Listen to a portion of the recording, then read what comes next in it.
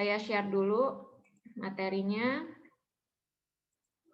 Kita berkelanjutan. Share screen aja deh.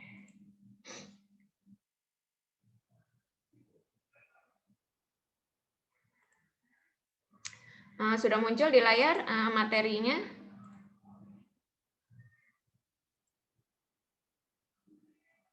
Coba yang join dibuka aja itunya, di unmute aja. Sudah, Bu. Sudah muncul ya. Oke, ini adalah pekan terakhir sebelum UTS.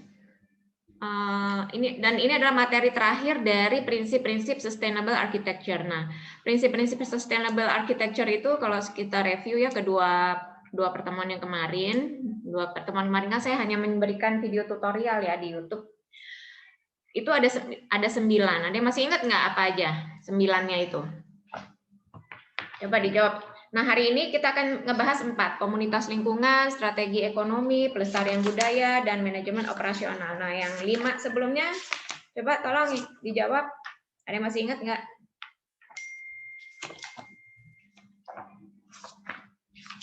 Atau jangan-jangan belum di... Ada urban ekologi, Bu. Ya, urban terus? Energi strategi, water, waste, sama material. Material, oke. Ya, benar. Nanti kita lanjutkan ya. Nah, ini ya. Kita sudah kemarin materinya sudah saya sampaikan yang urban ekologi, energi strategi, water, waste, material. Nah, sebelum saya lanjutkan ke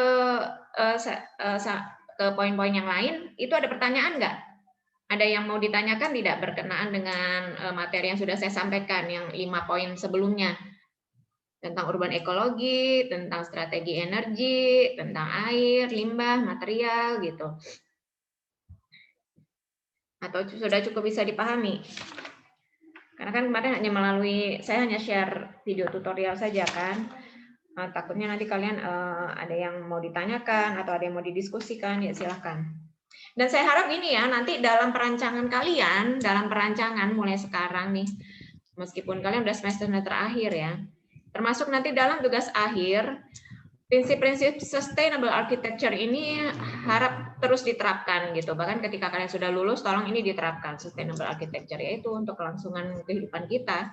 Dan ini akan sangat baik sekali kalau semua sudah mulai menerapkan ini gitu ya. Jadi tolong jangan ditinggalkan gitu dalam segala keputusan desain. Harap ini menjadi pertimbangan yang salah satu pertimbangan yang penting gitu dalam kalian mendesain bangunan. Jadi bangunan yang berkelanjutan gitu ya. Oke, saya lanjutkan saja. Sekarang kita akan membahas community and neighborhood. Ini sebenarnya tidak banyak ya materinya. Nah, apa itu community in neighborhood? Ini berhubungan dengan sustainable society atau kelangsungan sosial gitu ya, kelangsungan dalam bermasyarakat. Di mana sumber daya sosial adalah keseimbangan antar generasi dan di dalam satu generasi itu sendiri. Jadi ini untuk lebih menjaga keseimbangan dalam bermasyarakat lah, kurang lebih seperti itu. Nah, kriteria untuk arsitektur berkelanjutannya itu kita harus memperhatikan human needs, kebutuhan manusia, kebutuhan pengguna udah pasti, kebutuhan masyarakat sekitarnya, jangan sampai kebutuhan penggunanya nanti menjadi kontra dengan lingkungan di sekitarnya. Nah, ini ya, harus perhatikan juga social needs, harus perhatikan komunitas, diversitas atau keberagaman gitu ya. Harus memperhatikan hubungan antar manusia, hak asasi manusia. Nah, ini kalau diterapkan baik dalam penataan ruang, pembangunan sampai penataan kawasan, ini akan menjaga sustainable society tadi. Misalnya dalam rumah aja, contoh simpel nih. Contoh simpel, bangunan sederhana, bangunan rumah 2 lantai. Itu akan ada bedanya ketika lantai 2 kalian kasih void dan tidak dikasih void. Misalnya, void itu salah satu fungsinya selain untuk pencahayaan yang menerus gitu ya, penghawaan, cross ventilation dari atas ke bawah gitu. Tapi itu juga sebagai yaitu menjaga sustainable society. Bayangkan kalau misalnya ada rumah 2 lantai. Lantai 1 ada kamar utama misalnya. Lalu kamar anak-anaknya di atas. Tidak ada void aja. Ini sebenarnya sesuatu sesuatu yang simple sebenarnya ya. nggak ada void, semuanya ditutup. Ya penghubungnya hanya tangga. Bisa dibayangkan ketika anak-anaknya naik ke atas, maka terputuslah itu komunikasi atas dan bawah gitu ya. Terputus komunikasi itu dalam artian mereka ngapa-ngapain tuh susah controllingnya dari bawah. Tapi ketika ada void, mungkin orang tuanya bisa lihat tuh aktivitas sedikit di atas, ketika anaknya mundar-mandir atau ketika anaknya sedang nonton TV gitu ya, meskipun keluar kamar gitu. Terus mereka bisa saling berbicara antara lantai 1 dan lantai 2 gitu. Meskipun dengan suara yang sedikit keras, tapi ada hubungannya gitu. Nah ini termasuk ke sustainable society. Ini adalah hal yang simpel sebenarnya ya.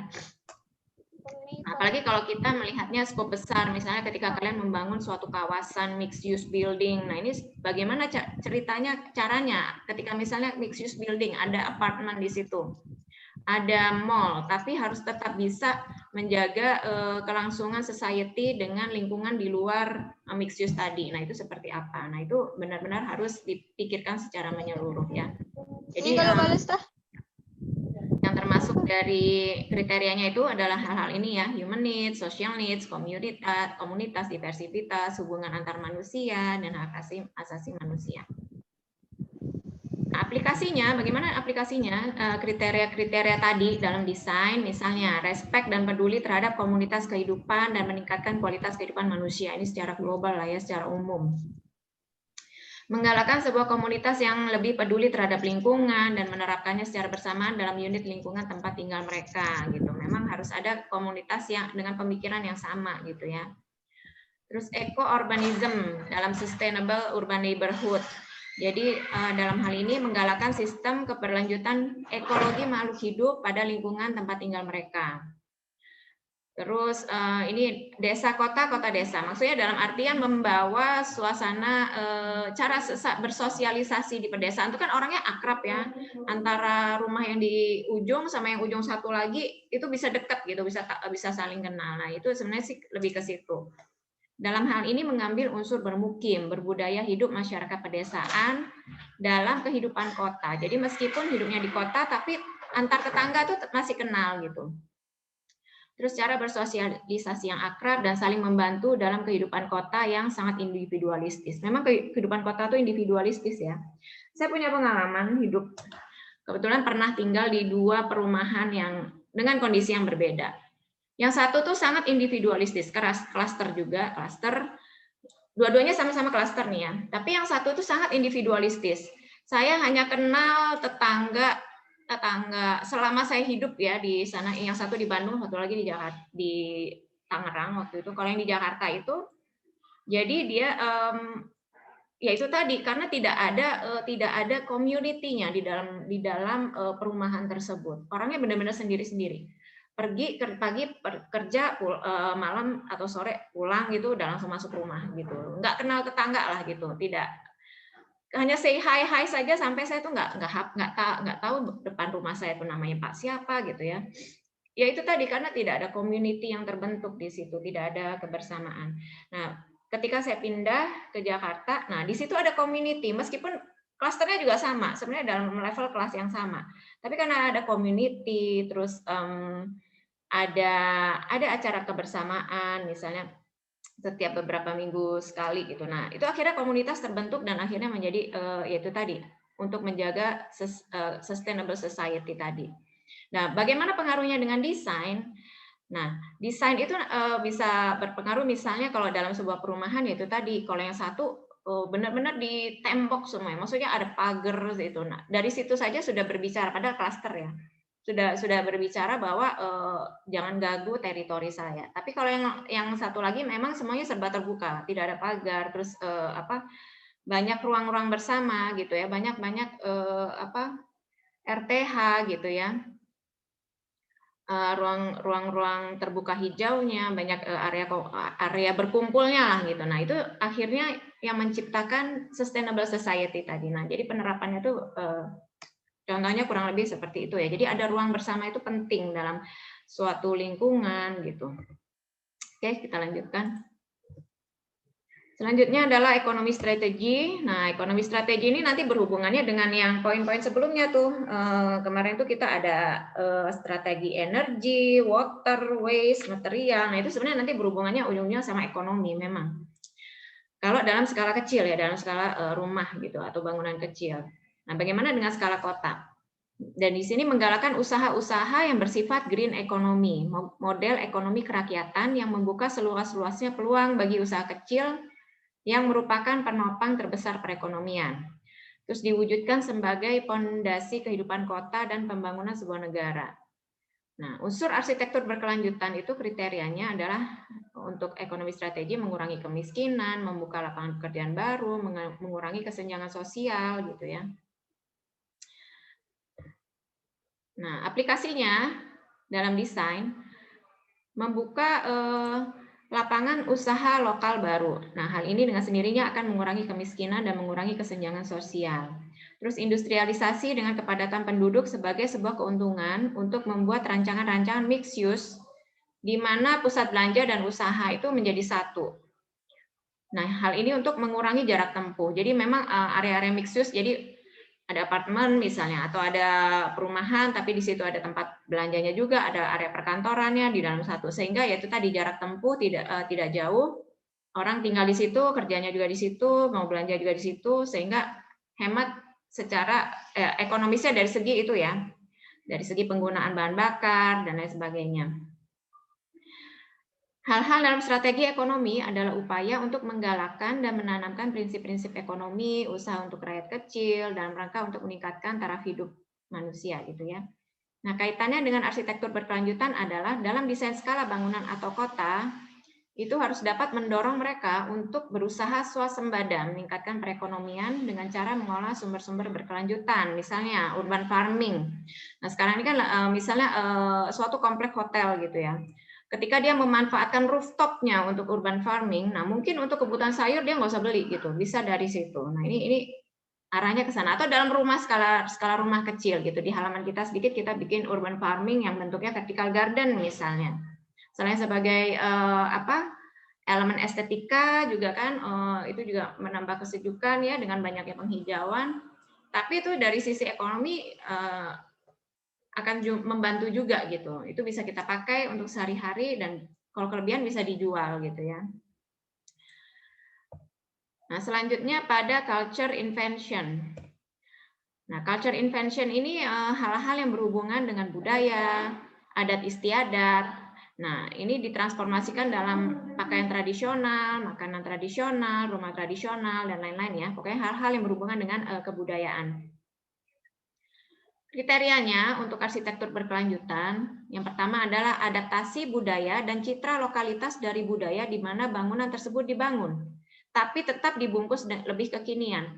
Jadi kita ada menyerap gitu ya unsur-unsur lokal gitu. Unsur-unsur lokal tentu saja tidak hanya sekedar ornamen ya, nggak cuma ornamennya aja, tapi mungkin yang lebih esensial lagi gitu. Ada yang ini, sebentar ya. Terus jadi ya itu tadi dalam rangka memperkuat citra lokalitas yang tadi. Terus budaya bermukim secara tradisional. Gitu. Nah, aplikasinya dalam desain bangunan, pertama melakukan revitalisasi rumah-rumah tradisional. Revitalisasi itu ini ya pembaruan, bukan pembaruan ya, pelestarian ya. Terus melestarikan cara bertukang yang ada di rumah tradisional. Nah, ini sebenarnya hubungannya sama itu pertukangan ya. Terus bagaimana sih penggunaan bagaimana sistem strukturnya segala macam. Nah, itu bisa diterapkan. Terus menggunakan tenaga kerja lokal. Meskipun ini untuk proyek-proyek besar memang sedikit sulit mengerjakan tenaga kerja lokal. Karena biasanya kalau dalam suatu pembangunan ya, dalam pembangunan besar dan proyek skala besar,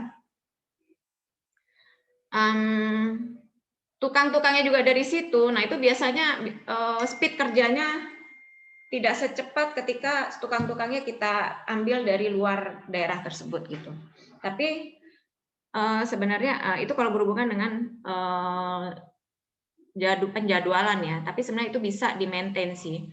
Nah, sehingga tetap diprioritaskan kita memberdayakan tenaga kerja yang ada di lokal setempat. Terus melestarikan budaya dan adat, jadi tidak menghilangkannya. Selanjutnya adalah yang terakhir, ini saya sebentar ya, ada yang join nggak bisa, gimana sih?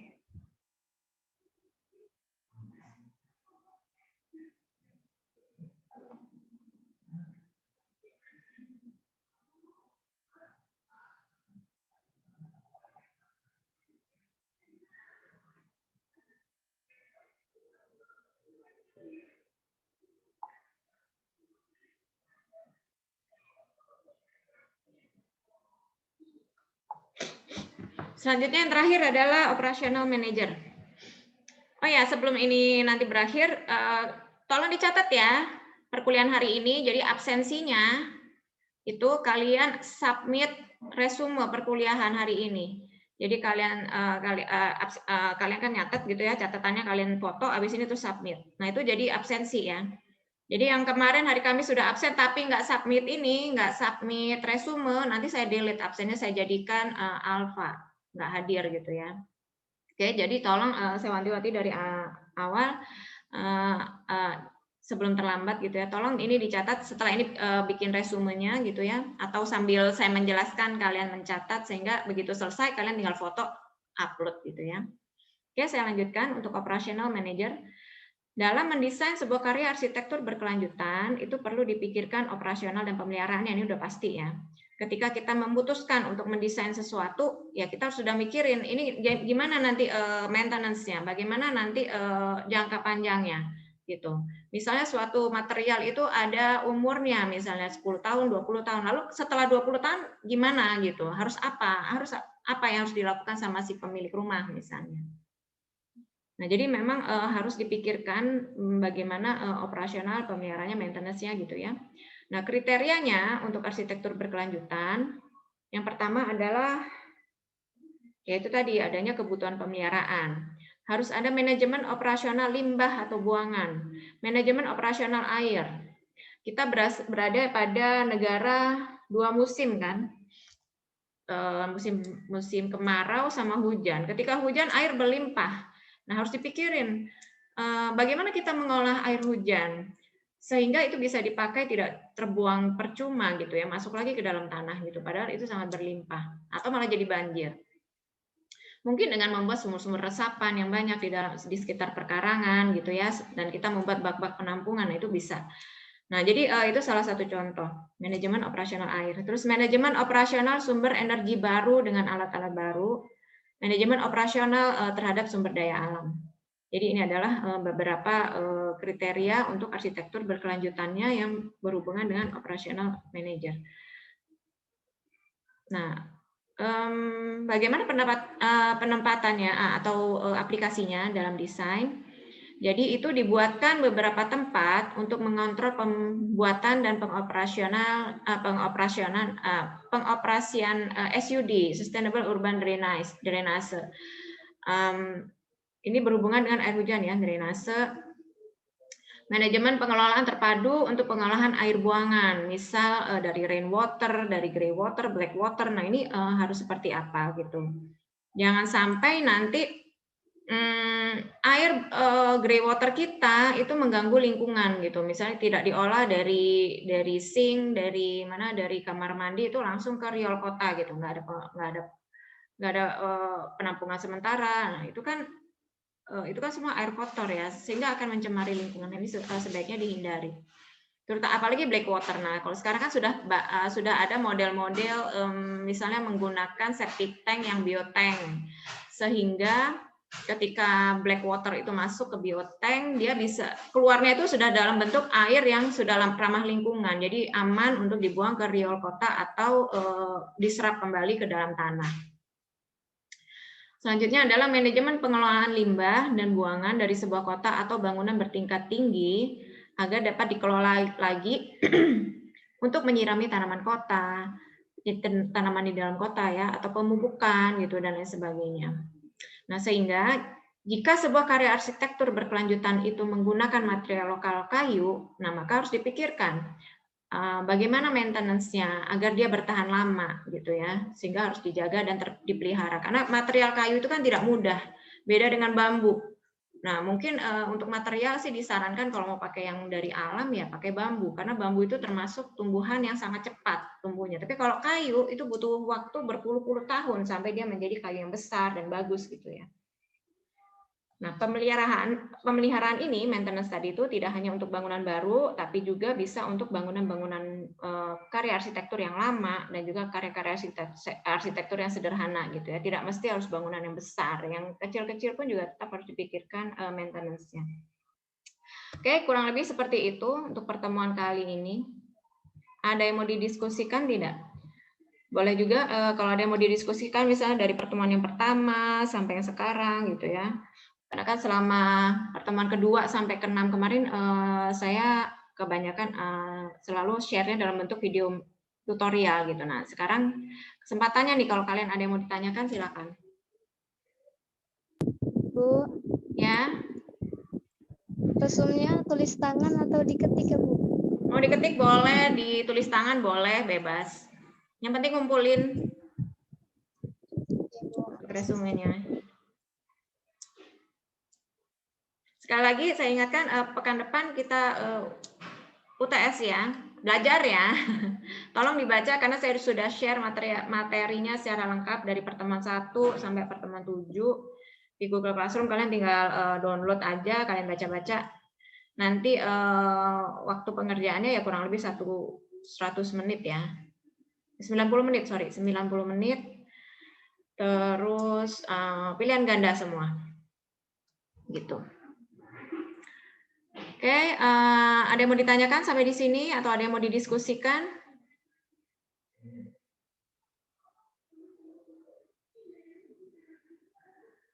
Hari ini sambil sharing.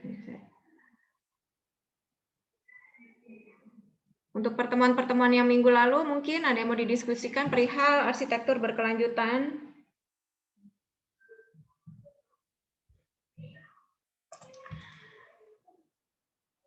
Kayaknya nggak ada ya, pada diem semua nih.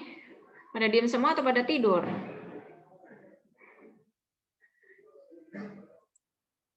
Belum ada mungkin, Bu. Belum ada ya. Oke, kalau gitu berarti kita akhiri saja ya pertemuan kali ini. Kalau gitu langsung aja deh habis ini join yang pariwisata ya. Langsung join yang pariwisata aja ke link yang satu lagi ya. Yang ini saya tutup dulu. Terima kasih atas kehadirannya. Subhanakallahumma wa bihamdika asyhadu an la ilaha illa anta astaghfiruka wa atubu ilaik. Saya akhiri. Assalamualaikum warahmatullahi wabarakatuh. Terima kasih atas kehadirannya. Selamat pagi semuanya dan selamat berpuasa bagi yang menjalankan. Assalamualaikum warahmatullahi wabarakatuh.